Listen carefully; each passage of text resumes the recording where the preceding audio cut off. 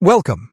It is now becoming painfully clear to anyone with eyes to see, anyone willing to look beyond the carefully crafted headlines of Western corporate media, that we are standing at the precipice of a cataclysm. And what we witness today is not merely a diplomatic breakdown.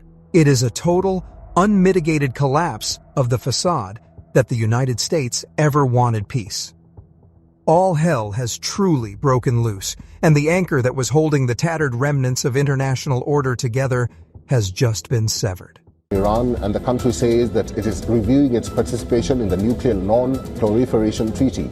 With war raging and bombs hitting its nuclear sites, is Tehran seriously weighing an exit from the world's main nuclear pact right in the middle of the crisis? The Iranian government insists that it does not seek to acquire nuclear weapons despite its intention to withdraw from the Nuclear Non-Proliferation Treaty. In a move that has sent shockwaves through every capital from Washington to Islamabad, the Islamic Republic of Iran has announced that it is formally withdrawing from the Treaty on the Non-Proliferation of Nuclear Weapons, the NPT. This is not a threat made in the heat of rhetoric.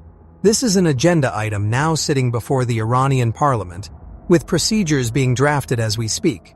Simultaneously, Tehran has delivered a crushing blow to back-channel diplomacy, flatly rejecting a 15-point ceasefire proposal that was funneled through Pakistani intermediaries. The message from the spokesman for the Iranian Foreign Ministry, Esmail Baghaei, was as concise as it was devastating. Pakistan's forums are their own. We didn't participate. We have had no direct negotiations with America so far. Since the last round of negotiations until now, the US demands have been very excessive, unrealistic, and illogical. The meetings that Pakistan has with neighboring countries are, well, a framework they themselves have established. We have not participated in this framework. Can it be allowed that Iran and Iranians be in a position of confronting the illegal aggression of America and the Zionist regime to use the available capabilities on the soil of regional countries while our armed forces remain silent? The duty of every authority demands that it respond to such cases with all its power. Before we dive deeper into how the United States was scammed by its own intermediaries, and how the ground is being prepared for a catastrophic invasion of Iran's islands, I need to ask you to do something. If you believe that the truth deserves a platform, if you are tired of watching the Western media apparatus lie us into war after war, then hit that like button. Share this video with someone who needs to know what is really happening. And for the love of honest journalism, drop a comment below. Even if it's just a dot to beat the algorithm, or better yet, tell us what you think about Trump getting played by con artists pretending to be Iranian officials. If you haven't already, please subscribe. We don't take a dime from corporations or governments. We rely on you to keep bringing you the reality they don't want you to see. Now let's pull back the curtain on the scam of the century and look at what is actually unfolding on the ground. So what actually happened?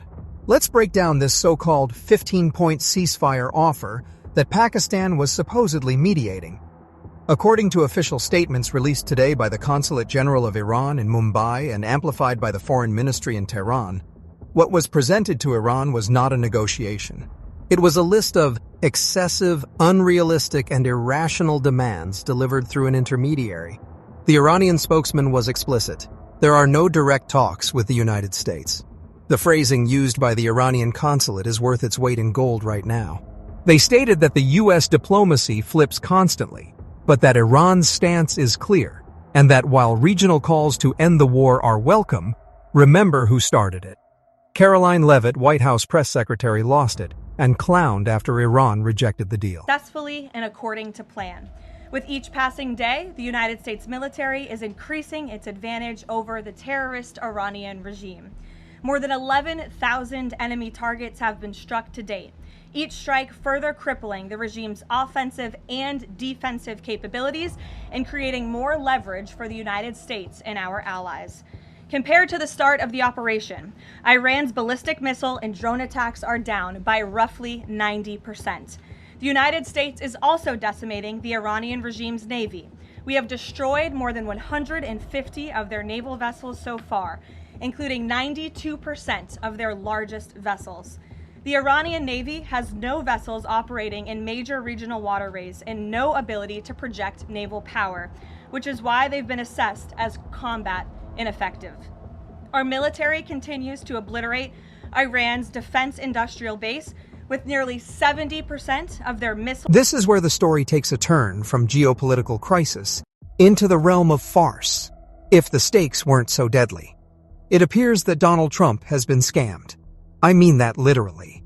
According to reports and the timeline of events, it seems that the American intelligence apparatus, or perhaps freelance deal makers operating with the blessing of the White House, were talking to someone. Secretary Rubio faced with the reality when full clown mood. Take a listen. The Iranian regime can never have nuclear weapons, and they need to stop sponsoring terrorism, and they need to stop building weapons that can threaten their neighbors. These short-range missiles that they're launching, they only have one purpose, and that is to attack Saudi Arabia and the UAE and Qatar and Kuwait and Bahrain. That is the range of these weapons. And they have thousands of them. They've built extraordinary numbers of them, and not to mention, their desire to have this nuclear weapon to threaten and blackmail the world with. That will never be allowed to happen. It's too great a risk. Rubio and his team of criminal warmongers were receiving signals, getting assurances, and feeding Trump the narrative that there was a faction in Tehran ready to fold. They told him there was a top-respected leader, not the Ayatollah, who was ready to negotiate. They presented a 15-point plan that they claimed would end the war and open the Strait of Hormuz.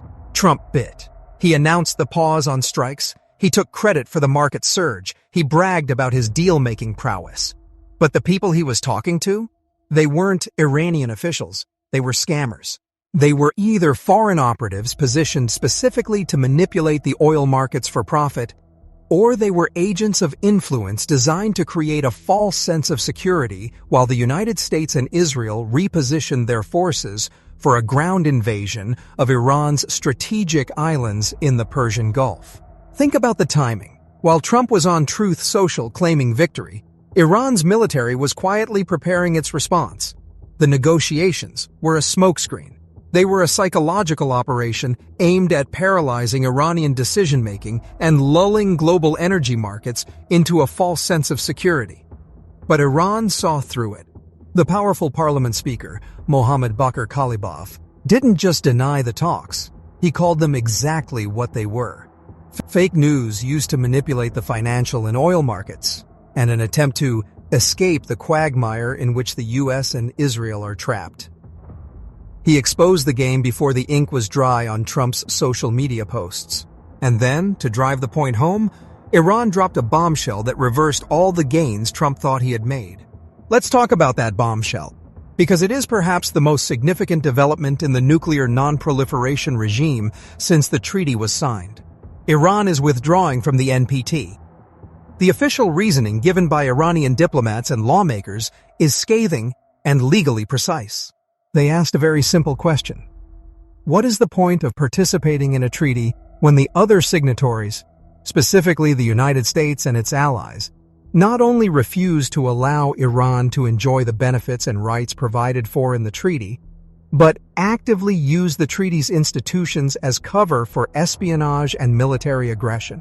The Iranians point to the International Atomic Energy Agency, whose Director General Rafael Grossi they accuse of secretly encouraging attacks on Iranian nuclear facilities by the U.S. and Israel. They argue that while they were engaged in good faith negotiations, while they were upholding their end of the bargain under the NPT, American and Israeli warplanes were bombing their energy infrastructure and assassinating their scientists.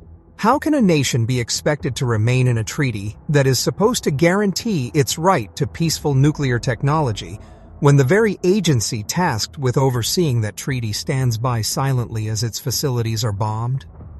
The hypocrisy is staggering, even by the low standards of Western foreign policy. The Iranian parliament is now saying, enough. They are saying that remaining in the NPT offers Iran no protection, only vulnerability. This is not, as the warmongers in Washington will scream, a dash to a bomb. Iran has reiterated its religious prohibition on nuclear weapons, but it is a declaration of sovereignty.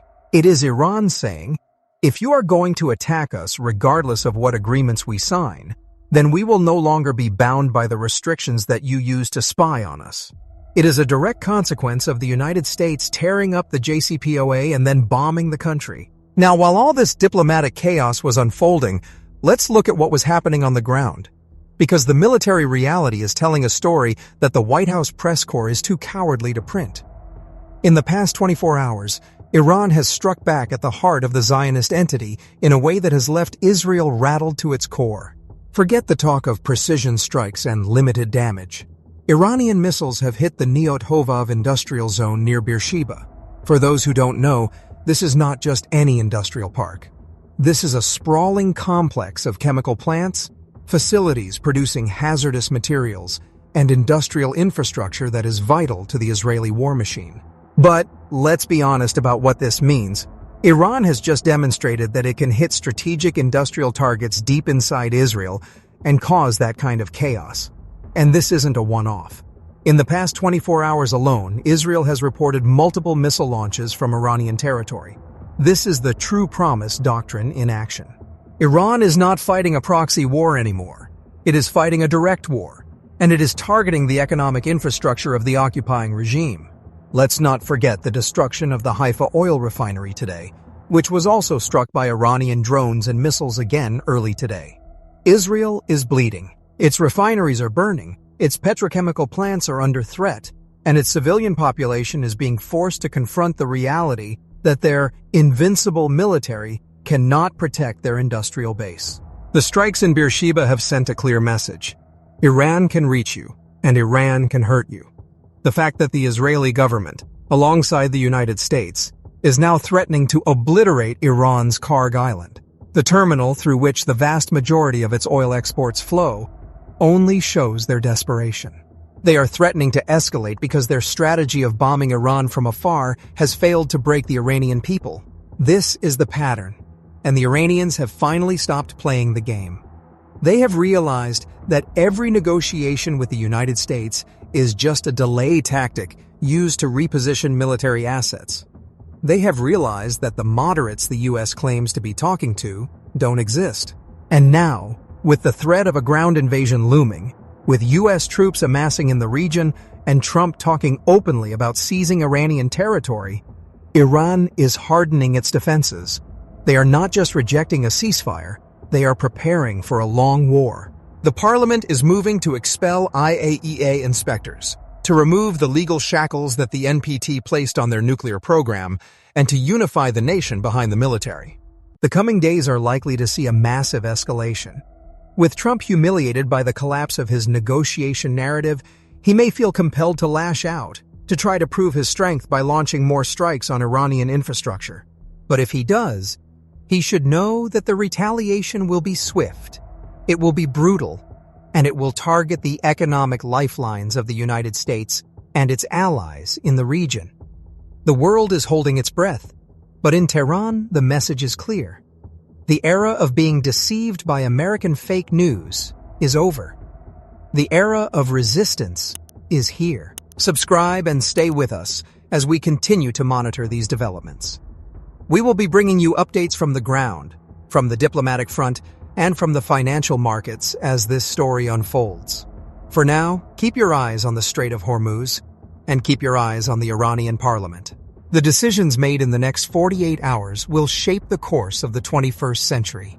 Thank you for trusting us to tell you the truth. Stay safe, stay informed, and stand with the truth.